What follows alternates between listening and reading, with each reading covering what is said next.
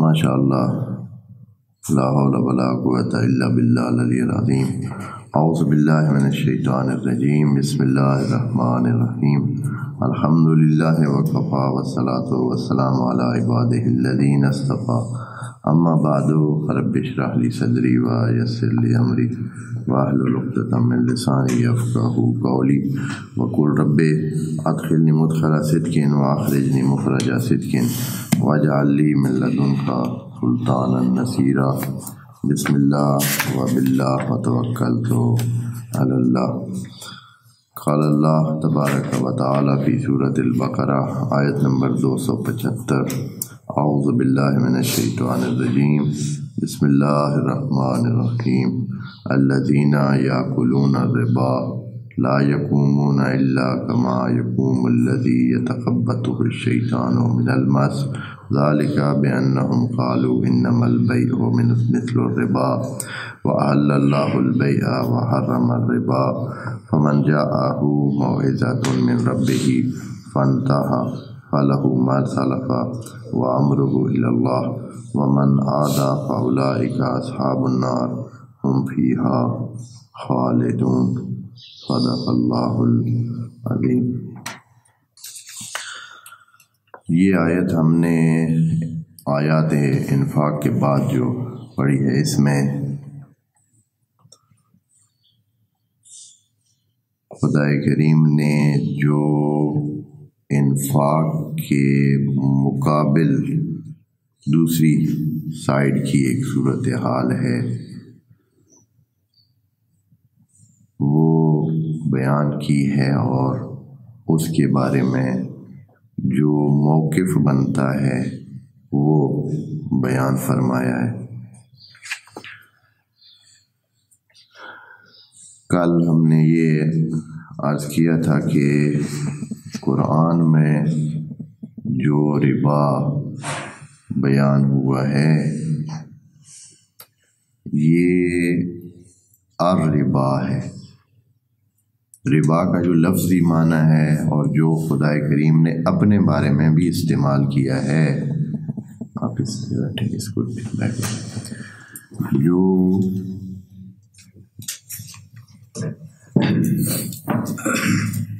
خدا کریم نے اپنے بارے میں بھی استعمال کیا ہے کہ اللہ بھی ربا دیتا ہے۔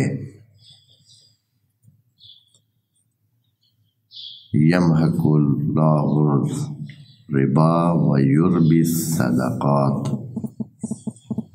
اللہ جو ربا ہے، الربا ہے، اس کو نظر انداز کرتا ہے۔ یمحق کا مطلب ہوتا ہے نظر انداز کرنا، یعنی اس کو ایسے جاننا کہ بھائی نہیں ہے، یا ختم کرنا، مٹا دینا۔ جیسے چاند، یمحق المحق القمر، یعنی یہ ہے کہ چاند چھوٹا چھوٹا چھوٹا ہو کر بالآخر مہینے کے آخر میں کیا ہو گیا، محق کا ختم ہو گیا۔ ایک چیز کا ختم ہو جانا، اصل سے بالکل نہ رہنا، اس کو کہتے ہیں محق۔ تو خدا کریم فرماتا ہے کہ وہ الربا کو، ربا یعنی بڑھوتری، یعنی نفع، یعنی وہ چیز جو آپ اپنے موجود سرمایے کے اوپر لے لیتے ہیں تو اس کو ربا کہتے ہیں۔ تو اس کو خدا کریم ختم کر دیتا ہے، حرام کی بات نہیں کر رہا ہے خدا کریم، حرم الربا نہیں کہا ہے۔ انما حرم علیکم المیتۃ والخنزیر ولحم الخنزیر وما اہلت لغیر اللہ، یہ اس طرح کی باتیں۔ اور حرمہ کا لفظ ہوتا ہے حرام کے لیے۔ یہاں خدا کریم ربا کے لیے حرام کا لفظ اس نے ایسے ڈائریکٹ استعمال نہیں کیا ہے، نہ ہی کہا، یمحق کہا ہے جو کہ اس میں ہے، لیکن اپنے لیے استعمال کیا ہے کیا، یربی الصدقات، یعنی خدا کریم نے خود ربا کا لفظ اپنے لیے استعمال کیا ہے کہ اللہ ربا دیتا ہے صدقات پر، اللہ ربا دیتا ہے۔ آیات میں دوستوں کی خدمت میں پڑھوں گا تو آپ دیکھ لیں گے۔ تو بات یہاں سے آگے ہم بڑھاتے ہیں کہ الربا یہ ان الفاظ میں سے ہے جس پر بڑا ہی مسئلہ قائم ہوا ہے، اور ناسمجھی کی وجہ سے، صحیح اس کی توجیہ نہ آنے کی وجہ سے، وضاحت نہ ہونے کی وجہ سے بہت ساری چیزوں کو یا بہت سارے معاملات کو ربائی یا ربوی یا سودی قرار دیا گیا ہے اور ان کو حرام قرار دیا گیا ہے فقہ اسلامی میں، جبکہ قرآن اس طرح نہیں کہہ رہا۔ اس کو سمجھنے کے لیے ہم نے کل بھی نشست میں کافی ساری باتیں کی ہیں، آج تھوڑا پھر اس بات پر ہم بات کریں گے۔ پس ربا صرف ربا نہیں، الربا ہے۔ جہاں بھی الربا کے بارے میں، سود کے بارے میں قرآن میں منفی کوئی بات کی گئی ہے تو وہ الربا کے بارے میں۔ پہلے یہاں سے بات شروع کرنی چاہیے کہ کسی دوسرے بندے کا مال کس طرح کسی پر جائز ہوتا ہے۔ ہر کوئی اپنے مال کا مالک ہے، کسی کو اجازت نہیں ہے کہ وہ دوسرے کا مال باغیاً حاصل کرے، زور سے، جبر سے، ظلم سے، چھین کر، دھوکے سے حاصل کرے۔ یا ایھا الذین آمنوا لا تاکلوا اموالکم بینکم بالباطل۔ پہلا کلیہ یہ ہے، یہاں سے بات کا آغاز ہوتا ہے۔ یعنی ربا کی بحث کو سمجھنے کے لیے اس آیت کو سمجھنا بہت ضروری ہے کہ کوئی بندہ یہ حق نہیں رکھتا ہے کہ آپس میں کسی دوسرے کا مال باطل طریقے سے حاصل کھائے لے۔ باطل کو سمجھنے کے لیے باطل کیا ہے، مال حاصل کرنا بالباطل کیا ہوتا ہے؟ بالباطل، باطل کا لفظ جو ہے یہ حق کے مقابلے میں۔ حق کیا ہے؟ حق کو سمجھیں گے تو باطل کو سمجھیں گے، باطل کو سمجھیں گے تو پھر ہمیں سمجھ آئے گا کہ ان باطلوں میں سے ایک باطل ربا ہے، الربا ہے۔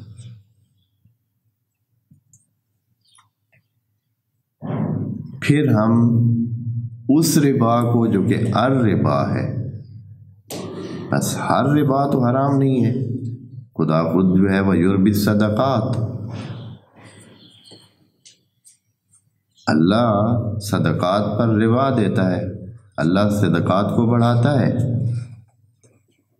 جبکہ الربا کو یمحق ختم کرتا ہے، اس کو بالکل نہ ہونے کے برابر لے جاتا ہے۔ یمحق کا معنی یا حرم نہیں ہے، یحرم نہیں ہے۔ باطل کے مقابل، باطل ہے حق کے مقابل میں، وہاں سے چلتے ہیں۔ حق کیا ہے؟ حق یعنی حقیقت، یعنی جس چیز کا وجود ہے، جو موجود ہے، جو اپنے وجود کا احساس دلاتی ہے، وہ حقیقت ہوتی ہے۔ جیسے آسمان ہے، جیسے زمین ہے، جیسے پانی ہے، جیسے ہم خود ہیں، یہ حقائق ہیں سارے۔ جیسے 2 اور 2 4 ہوتا ہے، یہ ایک حقیقت ہے۔ جو چیز نہیں ہے وہ باطل ہے۔ بس حق جب ہوا کہ کوئی چیز ہو، اس کا وجود ہو، وہ عمل ہو یا اس کا وجود ہو، حقیقتاً ہو، تو وہ حقیقت ہوتی ہے۔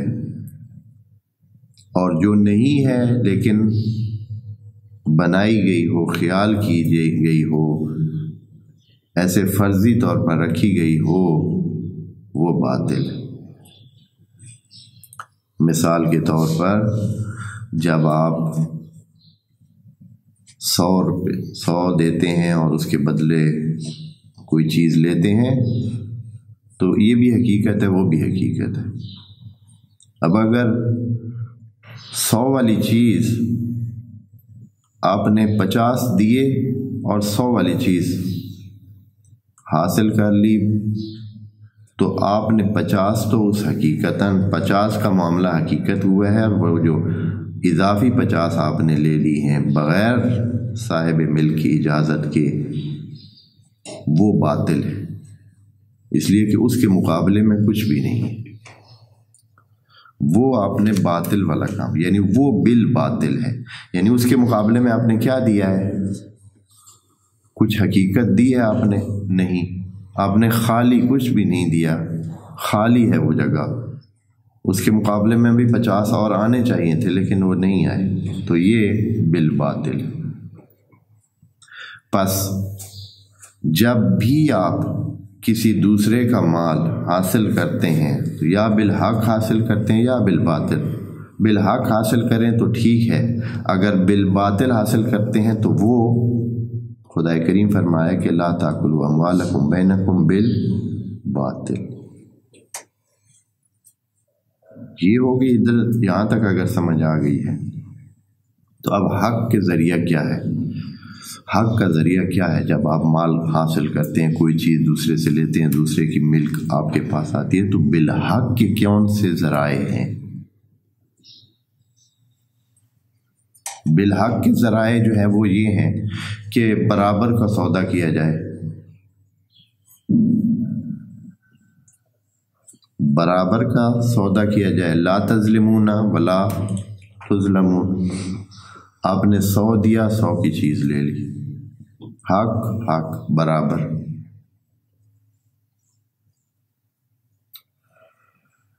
دوسری صورت یہ ہے کہ آپ نے دیا نہیں ہے زیادہ، آپ نے 100 دیا لیکن 120 کی چیز لے لی، لیکن اس کے مقابلے میں آپ کی اچھائی کی وجہ سے وہ اس نے رضایت دے دی، یعنی اس کے مقابلے میں رضایت قرار دے دی۔ 100 کی تو چیز آپ نے لی، جو 20 کی اضافی چیز اس نے آپ کو دی وہ اس میں وہ رضایت کے بدلے تھی۔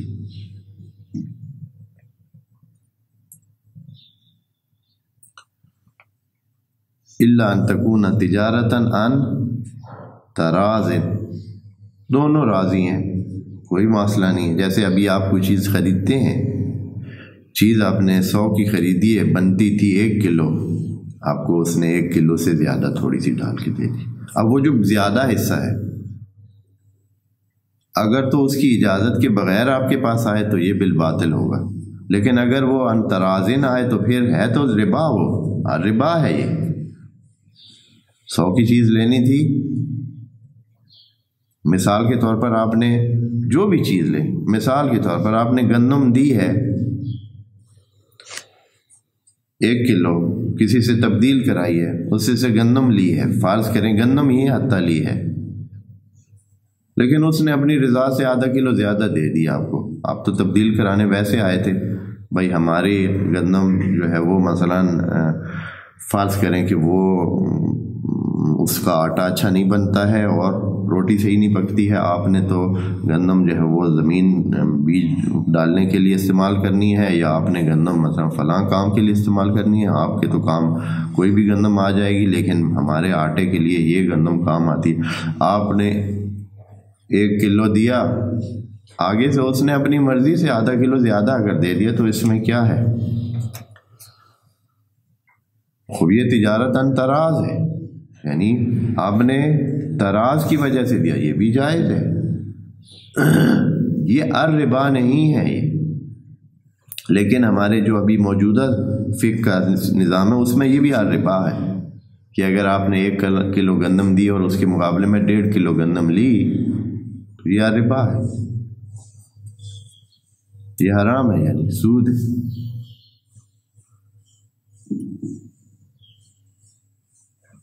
جبکہ انترازن ہو تو کیا حرج ہے؟ کس طرح آپ روک سکتے ہیں کسی کو کہ وہ اچھائی کرنا چاہے؟ جب انترازن ہے تو پھر کیا رہتا ہے اس میں؟ اور بس یا تو مقابل بالمقابل ہو، 100 کی 100 چیزیں، یہ بالحق ہے۔ اگر انترازن ہو تو بھی بالحق ہے۔ اور یہ جب 2 صورتیں ہوں بالکل کوئی مسئلہ نہیں تو بالحق ہو جائے گا۔ پس بالباطل کیا ہو سکتا ہے؟ بالباطل یہ ہے کہ آپ اس حق کے مقابلے میں جو آپ نے لیا ہے کچھ بھی نہ ہو، نہ تو مال اس کے مقابلے میں ہے، نہ ہی رضایت اس کے مقابلے میں ہے۔ جس کا مال آپ لے رہے ہیں، نہ تو اس کے مال کے بدلے آپ کوئی چیز دے رہے ہیں اس کو، اور نہ ہی اس کی رضایت اس مال کے بدلے آپ حاصل کر رہے ہیں، وہ بالباطل ہو جائے گا۔ ان میں سے ایک چیز الربا ہے۔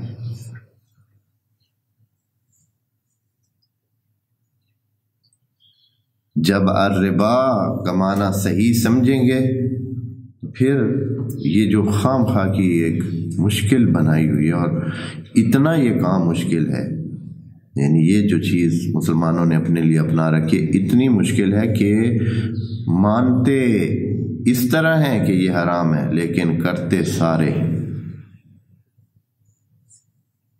خوب اے مسلمین، آرام سے بیٹھ کر قرآن کو صحیح سے ساری آیات کو اکٹھے دیکھیں اور پھر اس پر کیا کریں، اپنا مسئلہ گھر میں حل کر لیں۔ خدا کریم نے حرام نہیں قرار دیا ہے جس چیز کو آپ اس کو حرام بنا کر اپنے اوپر کیا کر رہے ہیں، ظلم کر رہے ہیں، اپنے اوپر مشکل اپنی بنا رہے ہیں، اور پھر جو ہے اس مشکل کو کیا ہے، اس کا حل بھی نہیں۔ سودی معاملات سارے ملکوں میں چل رہے ہیں، سارے اسلامی ملکوں میں چل رہے ہیں۔ لوگ بھی سود پہ دھڑا دھڑ کام کر رہے ہیں۔ بازار مارکیٹ میں آپ جائیں مسلمانوں کی ملکوں میں، اکثر جو ہے وہ جس کو یہ سود کہتے ہیں، حالانکہ وہ سود ہے نہیں، قرآن کے مطابق یہ سود نہیں ہے۔ یہ چیزیں قرآن کے مطابق یہ چیز سود نہیں ہے۔ یہ کیونکہ ہم نے کل بتایا تھا کہ الربا، جو الربا ہے، الف لام اس کے ساتھ لگا ہوا ہے، وہ 3 شرائط اس میں ہیں قرآن کے مطابق۔ وہ شرائط ہوں تو الربا ہے، اگر وہ شرائط نہیں ہے تو وہ الربا نہیں ہے۔ نمبر 1، قرآن کی آیت میں کہا گیا تھا کہ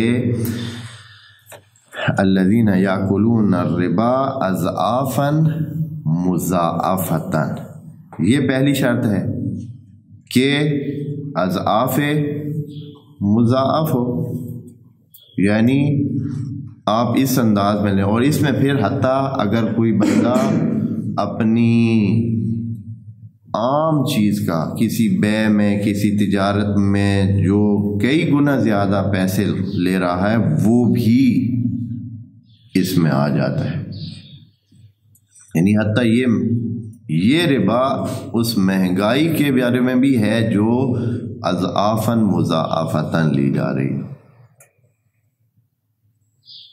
اس لیے کہ اس میں حق بھی نہیں ہے، رضایت بھی نہیں ہے، اضعافاً مضاعفہ بھی ہے۔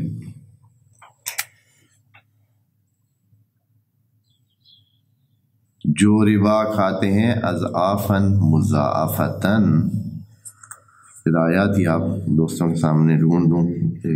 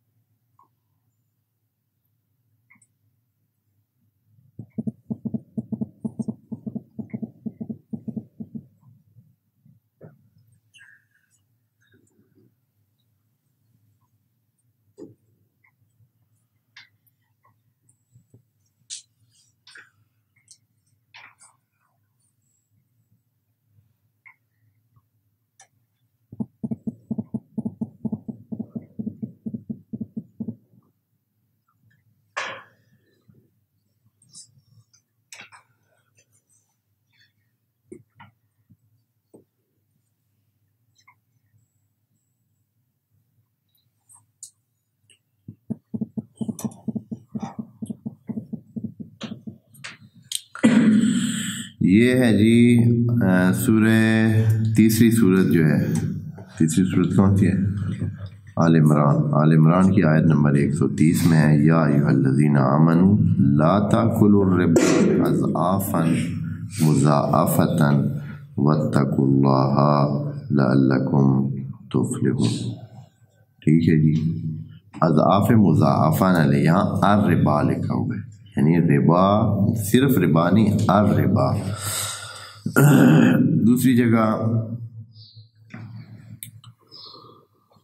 ان کو یہودیوں کے بارے میں ہے، یہ بھی یہ چوتھی نمبر صورت میں ہے، 161 نمبر آیت میں ہے، وَأَخْذِهِمُ الرِّبَا وَقَدْ نُهُوا عَنْهُ، یہ لوگ ربا لیتے ہیں، الربا لیتے ہیں جبکہ ان کو منع کیا گیا ہے۔ کیا کرتے ہیں؟ ربا لیتے ہیں۔ وَأَكْلِهِمْ أَمْوَالَ النَّاسِ بِالْبَاطِلِ، اور یہ کھاتے ہیں اموال الناس کو کس طرح؟ بالباطل، یعنی وہ جو ربا ہوتا ہے وہ ایسا مال ہوتا ہے جس کے مقابلے میں آپ نے کوئی چیز نہیں دی ہے۔ آپ نے 100 دیا تھا، 100 کی چیز لے لی ہے، یہ بالحق ہے، برابر ہو گیا۔ آپ نے 100 کی چیز دی ہے، 200 لے لیا کسی سے، اس میں سے وہ جو عام نفع ہوتا ہے وہ تو رضایت کے زمرے میں آ جاتا ہے، وہ جائز ہو جاتا ہے انترازن۔ مثلا اگر آپ نے عام نفع لیا ہے، 100 کی چیز تھی، 110 میں آپ نے دے دی، یہ جو 10 اوپر آپ نے لیے ہیں تو یہ انترازن ہے، اس لیے کہ وہ جو لینے والا ہے وہ اتنا نفع تو آپ کو دینے کے لیے بالکل راضی ہوتا ہے، اور یہ انترازن ہوتا ہے۔ وہ جو آپ نے اس کے علاوہ مہنگا کر کے دیے ہیں یہ بھی الربا ہے، یہ بالباطل ہے۔ الربا یعنی بڑھوتری، جو چیز آپ بڑھی ہوئی لیتے ہیں، جو زیادہ لیتے ہیں۔ آپ نے قرضہ دیا تھا 100، اب آپ 120 لے رہے ہیں۔ اگر آپ 120 لے رہے ہیں تو 100 تو 100 کے بدلے ہو گئے، وہ 20 کس چیز کی بابت ہے؟ وہ انترازن نہیں ہے، بالباطل ہے۔ یہی چیز خدا کریم فرما رہا ہے کہ آپ اپنے درمیان لا تاکلوا اموالکم بینکم بالباطل، اپنے اموال کو، ایک دوسرے کے مال کو بالباطل نہ کھائیں، یعنی جس کے مقابلے میں کچھ چیز نہیں ہے، نہ تو حق ہے، یعنی نہ تو اس کے مقابلے میں وہ جو چیز چاہیے، پیسہ یا جو چیز بھی آپ نے دینا ہے، یہ عمل ہے وہ ہے، نہ ہی اس کے مقابلے میں رضایت ہے۔ رضایت کو بالکل ہی بھلا دیا ہے انہوں نے، مسلمین نے۔ رضایت ایک ایسی چیز ہے کہ جب آپ 100% راضی ہیں، جیسے کہ میں سارا مال ہی کسی کو دینا چاہتا ہوں، پھر کیا ہے اس میں؟ بڑی حیرانگی کی بات ہے کہ اس طرح خام خواہ جو ہے نا اس کو چپک گئے ہیں، اور اس طرح اس کو ایک ایسی چیز بنا لی ہے جیسے کہ یہ بڑا کارنامہ ہے، جبکہ اسی کے مقابلے میں جو چیز کرنی چاہیے وہ نہیں کر رہے ہیں۔ کیا مہنگائی کو کم کرنا چاہیے؟ نہیں کر رہے ہیں۔ مطلب جو چیز جہاں جو ربا ہے، اصل ربا یہ مہنگائی ہے، یعنی جو اپنی حد سے زیادہ پیسے لیتا ہے وہ الربا کر رہا ہے۔ قرآن اس طرح کہہ رہا ہے، الربا کا لفظ کا معنی بھی واضح ہے، اکل المال بالباطل یعنی ربا، یعنی وہ چیز جس کا حق آپ دے نہیں رہے ہیں وہ لے رہے ہیں. جو بندہ کام نہیں کرتا ہے اور اس کا وہ لے رہا ہے وہ اکل مال بالباطل کر رہا ہے. ربا بھی اسی طرح ہے. جب آپ چیز کم دے رہے ہیں جو حق بنتا ہے آپ کا اس کے مقابلے میں لینے کا، اس سے زیادہ آپ لے رہے ہیں تو یہ الربا ہے. الربا.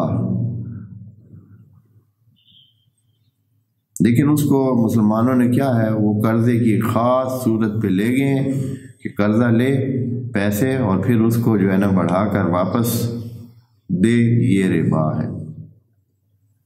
چاہے انترازن ہو تو بھی ربا ہے، چاہے لا تظلمون ولا تظلمون کے قاعدے سے ہٹی ہوئی ہو تب بھی.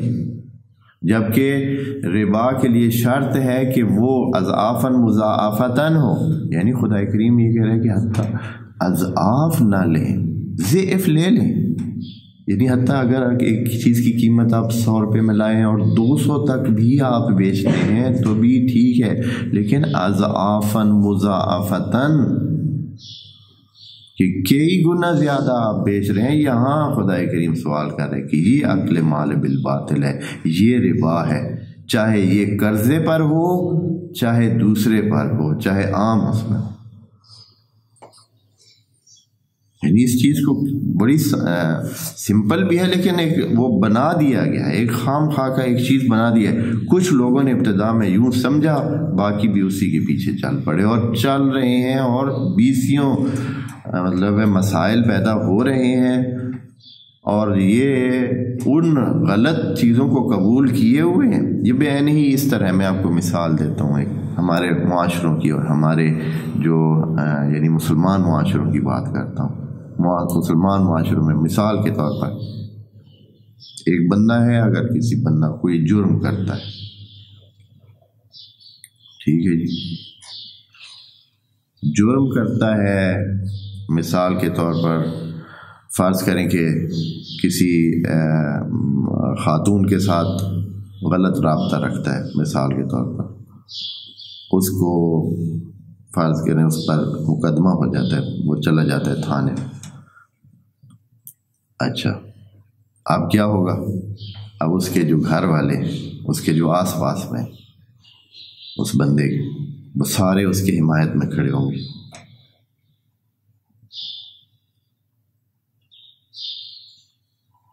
اس کو چھڑانے کے لیے، اس کو بچانے کے لیے جھوٹ کا سہارا لیں گے، پیسے کا سہارا لیں گے، رابطوں کا سہارا لیں گے. جیسے بھی ہوگا اس کو کیا کریں گے؟ بچانے کے لیے سارے اس کے ساتھ ہوں گے. حالانکہ کام اس کو پتہ ہے کہ اس نے یہ کام کیا ہے، غلط کام ہوا ہے، یہ اس طرح ہوا ہے، سارے اس کے ساتھ ہوں گے. پتہ ہے کہ یہ شرعاً بنتا ہے اس کا کہ یہ پکڑا جائے، اور بنتا ہے اس کا کہ یہ، سارے کھڑے ہوں گے، سارے کام کریں گے تاکہ اس کو کیا کریں؟ اس کی جان چھڑوائیں. اس کے مقابلے میں اگر ایک بندہ دوسری شادی کرتا ہے، جائز کام ہے، شرعی کام ہے،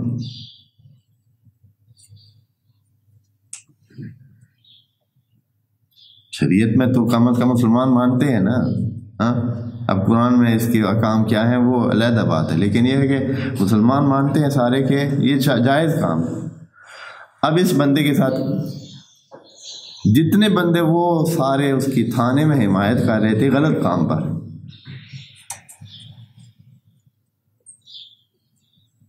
وہ سارے کے سارے اس بندے کے مخالف ہوں گے اس صحیح کام پر.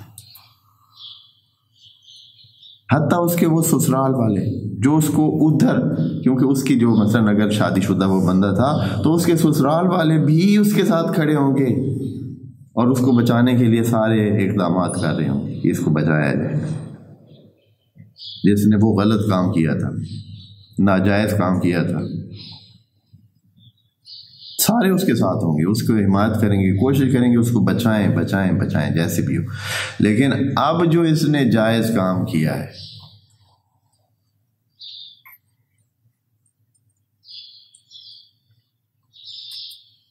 تو اب کیا صورتحال؟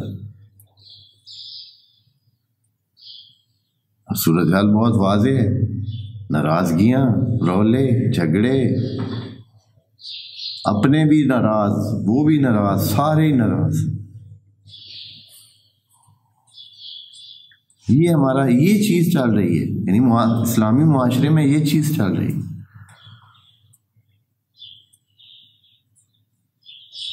نکاح کے بارے میں بھی اسی طرح، یہ جو بہت سارے نکاح، شریعت میں بہت ساری گنجائش موجود ہے انسانوں کے اس مسئلے کو حل کرنے کے لیے، کہ جو جنسی رغبتیں انسانوں کے اندر ڈال دی ہیں اللہ نے، ان کے حل کے لیے قرآن نے بہت کھل دی ہوئی ہے۔ لیکن ہمارے اسلامی یعنی یہ جو ہمارے مسلم علماء ہیں، انہوں نے اس کام کو بند کیا ہوا ہے۔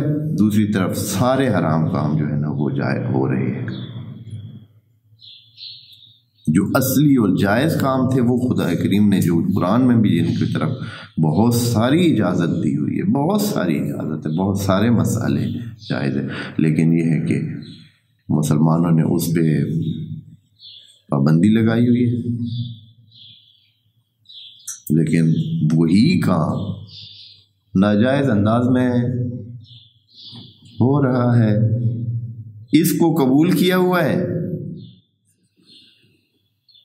کالجوں میں، یونیورسٹیوں میں، دوسرے اداروں میں، سلسلوں میں، بہت سارے سلسلے، بہت سارے اس شرعی نکاح کے بغیر بہت سارے سلسلے آپ لوگوں نے رکھے ہوئے ہیں، کیونکہ وہ یہ انسان کے اندر ہے، بہت ساری ضرورتیں ہیں، شادیاں سارے نہیں کر سکتے ہیں، دیر تک نہیں کر سکتے ہیں، کیا کریں؟ یہ چیز ہے، ہر روز ستاتی ہے، ہر روز تکلیف دیتی ہے، ہر روز انسان کو ایک دوسرا پارٹنر چاہیے ہے کہ جس کے ساتھ اس کا انس ہو، جس کے ساتھ اس کے بات چیت ہو، سلسلے ہوں۔ شادی نہیں ہو سکتی ہے، شادی ممکن ہے پتہ نہیں 30 سال تک نہیں ہو سکتی ہے، 15 سال کے بعد بندہ عذاب کی سولی پہ چڑھ جاتا ہے۔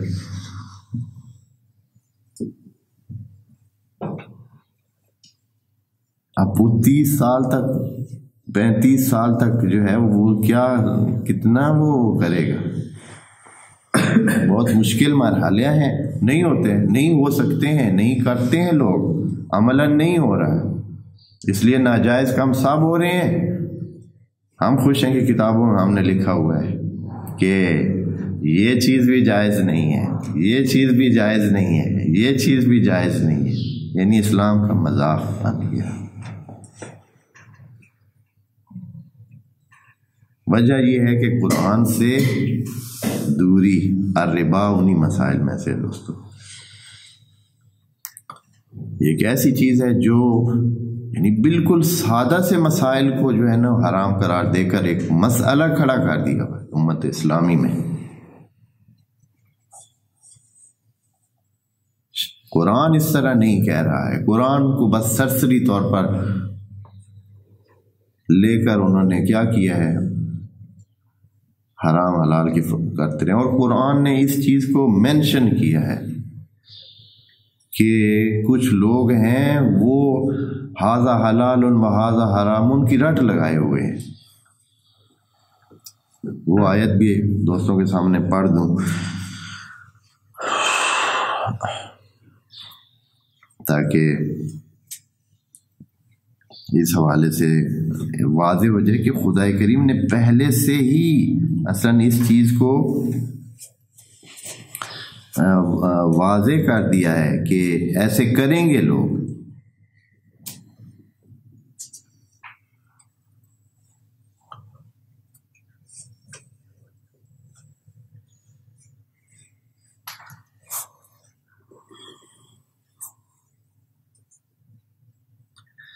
یہ آیت نمبر 116 ہے، سورت نمبر 16 کی، 16 نمبر سورت کی 116 نمبر آیت ہے۔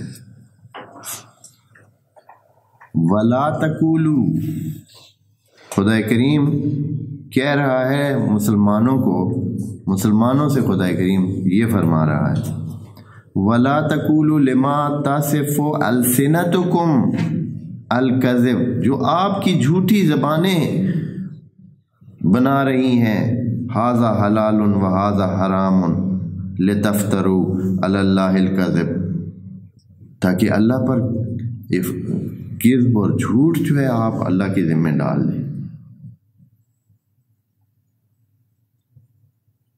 ان الذین یفترون علی اللہ الکذب لا یفلحون، یہ افتراء ہے علی اللہ، جب آپ کو توجہ نہ کرنے کی وجہ سے بلا وجہ آپ چیزوں کو حلال، کئیوں کو حلال کئیوں کو حرام قرار دے رہے ہیں۔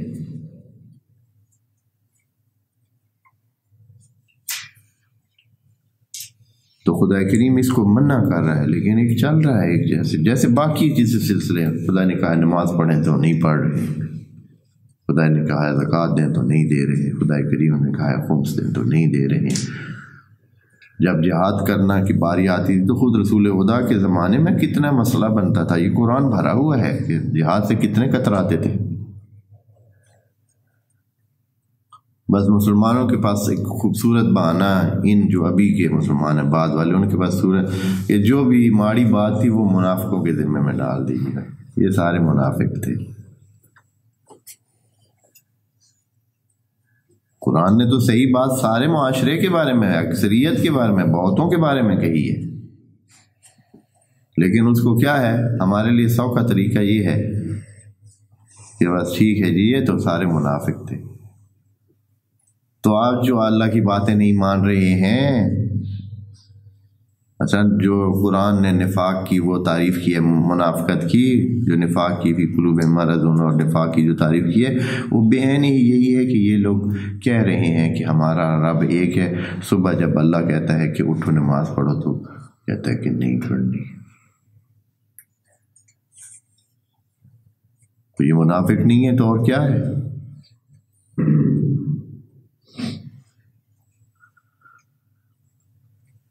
پس ربا کی بات میں ہم آخری جملے کی طرف چلتے ہیں۔ یہ آیت کا ترجمہ انشاءاللہ کروں گا، لیکن ربا کے بارے میں یہ باتیں، الذین یاکلون الربا، الربا، پس ربا ہر سود ربا نہیں ہے دوستو۔ 3 شرائط بیان کیے ہیں ہم نے جو حرام ربا ہے۔ نمبر 1 اضافاً مضاعفہ، نمبر 2 یہ ہے کہ یہ رضایت اس میں نہ ہو، تجارتاً عن تراضٍ نہ ہو، اور تیسری صورت کیا تھی جی کہ یہ لا تظلمون اور ولا تظلمون کے قاعدے سے بھی ہٹی ہوئی ہو، تب ربا ہے۔ اگر لا تظلمون ولا تظلمون کے قاعدے کے مطابق ہو تو پھر ربا نہیں بنتا ہے۔ یہ کیسا ربا ہے کہ آپ نے 100 دیا، جب آپ کو واپس 100 مل رہا ہے تو وہ 100 کی کوئی ویلیو ہی نہیں رہ گئی ہے۔ تو پھر آپ اس بدبخت کا کیا کریں گے جس نے دیا تھا قرضہ؟ وہ تو کبھی اپنی زندگی میں پھر جو ہے نا کسی کو پیسے نہیں دے گا۔ اور یہی چل رہا ہے۔ وہ مسلمان جو سود کرتے ہیں وہ ہاں بھائی کس لیے قرضہ دیں گے، تو پھر جو واپس ملے گا وہ تو بیکار پیسہ ہوگا، اس کے تو کوئی چیز ہی نہیں ملتی ہے۔ پھر اب 1 لاکھ میں مثلا 1 تولہ سونا میں خرید سکتا ہوں، جب یہ قرضہ میں دوں 6 مہینے کے بعد، سال کے بعد، 2 سال کے بعد جب یہ مجھے واپس دے گا تو اس وقت تو میں اس سے آدھا تولہ بھی سونا نہیں لے سکتا ہوں۔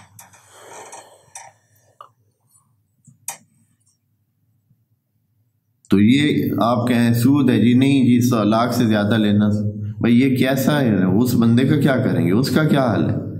آیا خدا کریم اس بندے پہ ظلم کر کے کوئی حکم دے سکتا ہے؟ وہ تو کہہ رہے لا تظلمون ولا تظلمون، اسی مالی معاملات میں یہ آیت ہے لا تظلمون ولا تظلمون۔ تو ان چیزوں کو دیکھیں، پس ربا کی 3 شرائط پوری ہوں تو الربا ہے، اور ربا صرف وہ نہیں ہے جو مسلمانوں نے سمجھ رکھا ہے، جہاں بھی اضعافاً مضاعفتاً ہوگا وہ ربا ہے۔ یعنی جس کے مقابلے میں کوئی چیز واپس نہیں آ رہی ہے، اکل مال بالباطل کے قاعدے کو بھی ساتھ رکھیں، یہ اسی کے ضمن میں ہے، اکل مال بالباطل کے ضمن میں ہی ربا آتا ہے۔ جہاں اکل مال بالباطل ہے اس میں ربا ہے، اور ربا میں یہ ہے کہ آپ اضعافاً مضاعفتاً لیں، بغیر اجازت کے لیں، لا تظلمون ولا تظلمون کے قاعدے سے ہٹ کر لیں۔ پھر بنتا ہے ربا، اور وہ ربا ایسا ہے کہ اللہ اس کو پسند نہیں کرتا ہے۔ وہ بھی یہ کہا ہے کہ اس کو اللہ پسند نہیں کرتا ہے۔ یمحق اللہ الربا ویربی الصدقات، یمحق یعنی یہ جو آپ کو ربا آپ لیتے ہیں اس کو اللہ بالآخر ختم کر دے گا، یعنی یہ آپ کے فائدہ آپ کو نہیں پہنچائے گا، یہ ختم ہو جائے گا، نابود ہو جائے گا۔ لیکن اگر آپ صدقہ دیتے ہیں تو وہ آپ کے لیے ادھر بھی اس کو فائدہ ملے گا، اور یربی الصدقات، اللہ خود صدقے کا تو اللہ خود ربا دیتا ہے، اللہ خود اس کو بڑھاتا ہے، الربا کو ختم کرتا ہے، الربا کو نابود کر دیتا ہے، یعنی حرام کی بات اللہ نے کی نہیں۔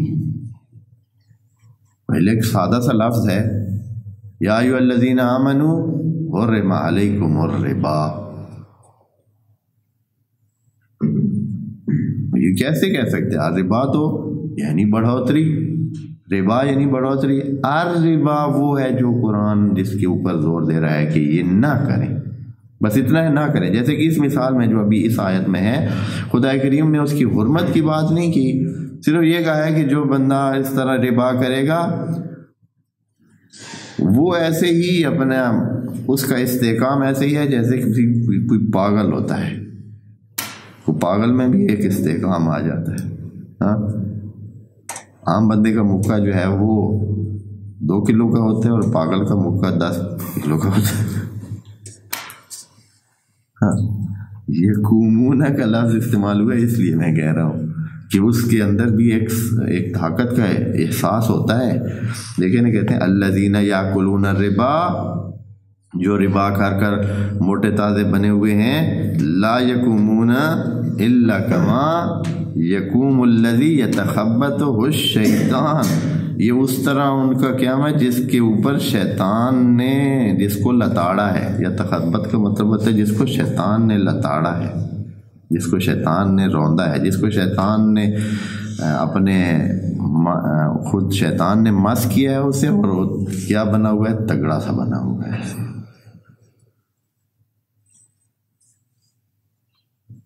اور وہ جو ہے لگتا ہے کہ واہ بڑا پھیلا ہوا۔ یہ مثال دی ہے خدا کریم، یعنی اس مثال کو خدا ہمیں سمجھنا چاہیے کہ یہ مثال دے کر آیا جب خدا نے کہا ہے کہ مثلا حرمت علیکم الدم پتہ نہیں وہ کیا ہے، خنزیر، حرمت علیکم پہلے کیا ہے؟ میتۃ، حرمت علیکم المیتۃ والدم ولحم الخنزیر۔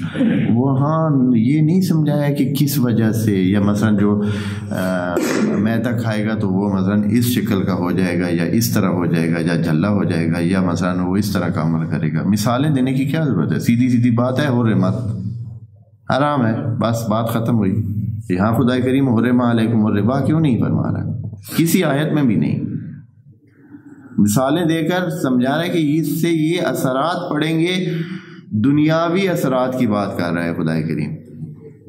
خدا کی طرف سے حرمت کی بات نہیں ہوئی کہ یہ ایک اچھی چیز نہیں، یعنی خدا کریم ان باتوں سے یہ سمجھانا چاہتا ہے کہ ربا اچھی چیز نہیں ہے۔ خدا کریم ہمیں ان آیات کو سمجھنے میں مدد فرمائے۔ انشاءاللہ اس آیت کی تکمیلی بات جو ہے وہ اگلی سیشن میں عرض کریں گے۔ والسلام علیکم ورحمۃ اللہ وبرکاتہ۔